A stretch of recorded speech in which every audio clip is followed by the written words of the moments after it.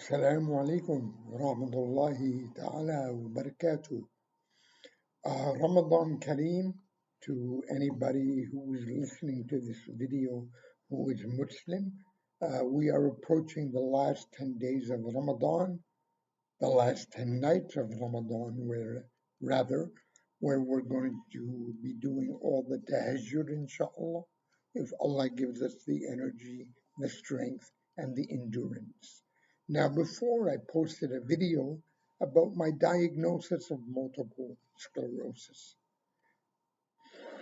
In this video, inshallah, I intend to discuss the symptoms just in case I was not clear of all of them before. Clear about all of them before. Now, the disease hit me in 1985, and as I mentioned before, the first symptom was optic neuritis. As I mentioned before, it leads to demyelination of nerves, which means the cover of the nerves, which is known as the myelin sheath, is stripped off. And in this particular case, it was on my optic nerve. So my right eye was affected, and I still remember very, very well when the doctor was holding his finger up like this. For my left eye, I could follow him all the way, including perfect peripheral vision, but for my right eye, when he tried to do it, my eye did this. And the only way I can describe it is as a windshield wiper. I couldn't control it, and it was literally flickering back and forth. I'm sure that's because the myelin on the optic nerve is stripped. Symptom number 2. I'm going to try and be as quick as possible, but I hope I'm also explaining it very well. Fatigue is a horrible symptom of multiple sclerosis. And it doesn't really matter how much you sleep. You can sleep actually 12 hours. I've been known to sleep a lot, and you still wake up tired. And I don't know why or how the sleepiness is related to the lack of myelin on the nerves. There was one time when I was driving my children to school. I stopped at the toll to pick up the ticket, and I fell asleep at the wheel of my car uh, just for a split second. And I had slept about 9, 10 hours the previous night. There was no reason for me to be tired, but I was. Um, my wife and I used to love to go to movies. I remember we went to a particular movie called The Pelican Brief, starring Julia Roberts. But as soon as that, and this was after we did all our tutoring at night, she was tutoring English, I was tutoring mathematics, in addition to my full time job. Well, as soon as the credits of the movie started rolling, I fell asleep because we went for the midnight movie from 11 p.m. or so. So I fell asleep during the entire movie, and unfortunately, my wife was rather irritated with me because I woke up at the end when the credits started rolling again and said to her, "What happened in the movie? I'm sorry I missed it. I was asleep."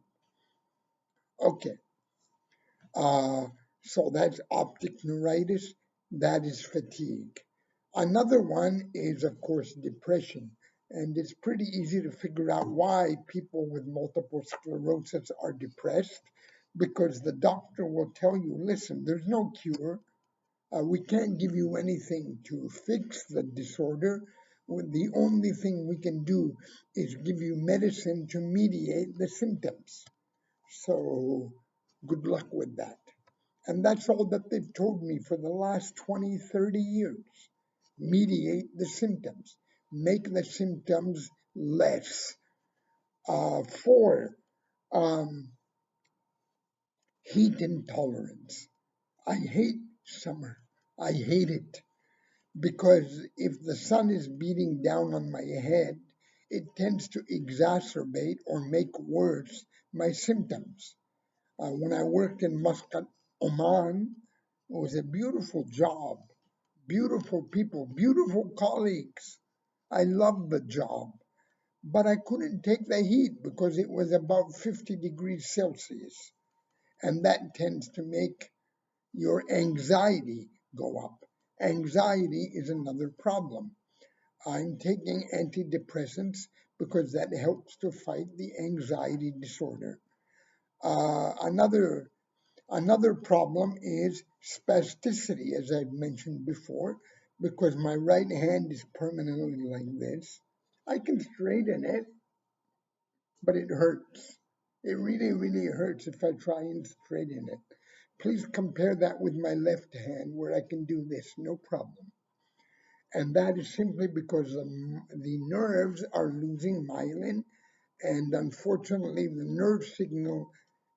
nerve is firing haphazardly, randomly, if you will, and as a result, the muscles are told by the nerves to contract, even when you don't want them to. And that was also the reason why I used to fall in the middle of my class and my students were all panicking. And they used to say, "Oh no, Mr. Rami, he had a heart attack. Why is he on the floor?" Because my leg would start shaking for a reason that I don't understand, or a reason that they don't understand. I understand very, very well. So the spasticity is a real problem. The depression is a real problem. What do they give me for the spasticity? Botox. I always, most people take Botox for cosmetic reasons. They give me Botox in my legs, in both legs, and in my right arm. And I always joke around with the doctor and the neurologist that I probably have the sexiest legs and arms in the entire hospital. And when they give you the Botox injection, it's not a normal injection like the subcutaneous one that you would do for a flu shot. Subcutaneous meaning right under the skin. This one is where the neurologist injects the muscles directly. So he does the abductor brevis, the adductor longus. There's another adductor whose name I forgot. It's also adductor. He does the biceps femoris. I believe he does one of the extensors in my arm. So altogether, he gives me about 10 shots, and each one goes into the muscle, and each one hurts a lot without using any profanities, and that is intended to decrease the spasticity.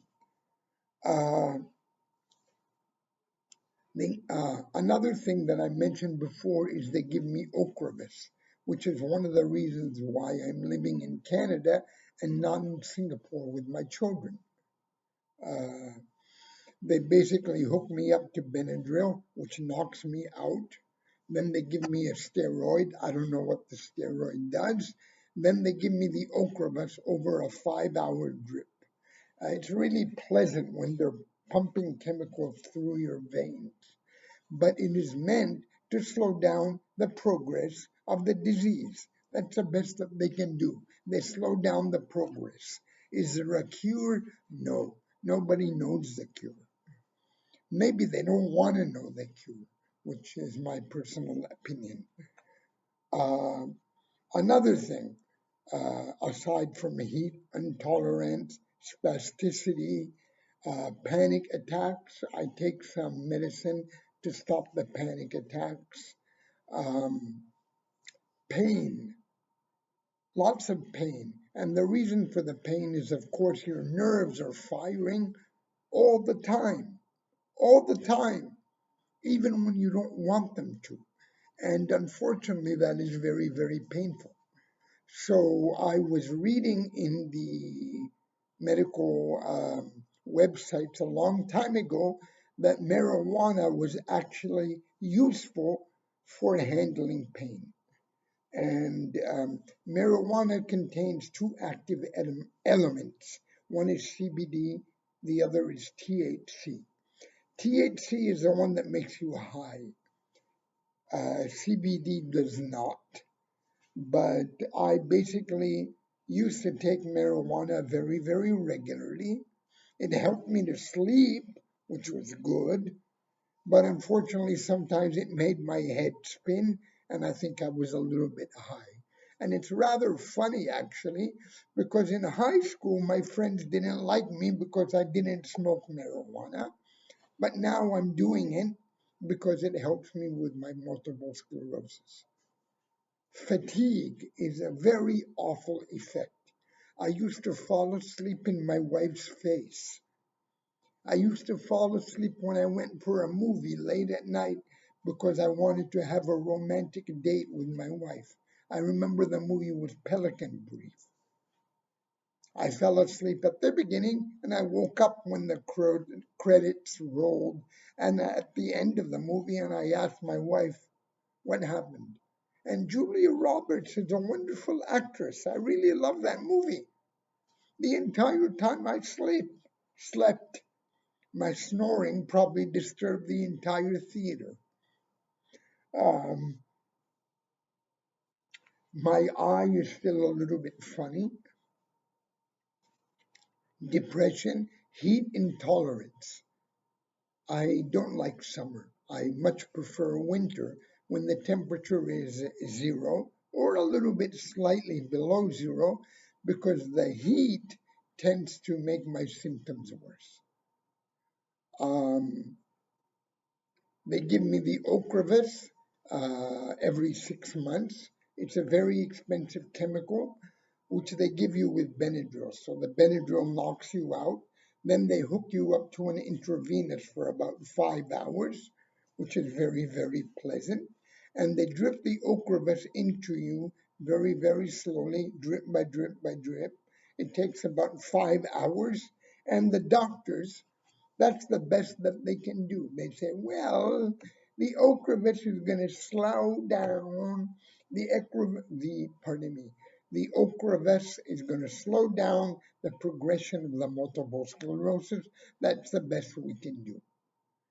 Now, one of the things that really, really irritates me, and I'm very fascinated by this, in fact, is a doctor was recently doing research and comparing multiple sclerosis to COVID because COVID is a viral infection.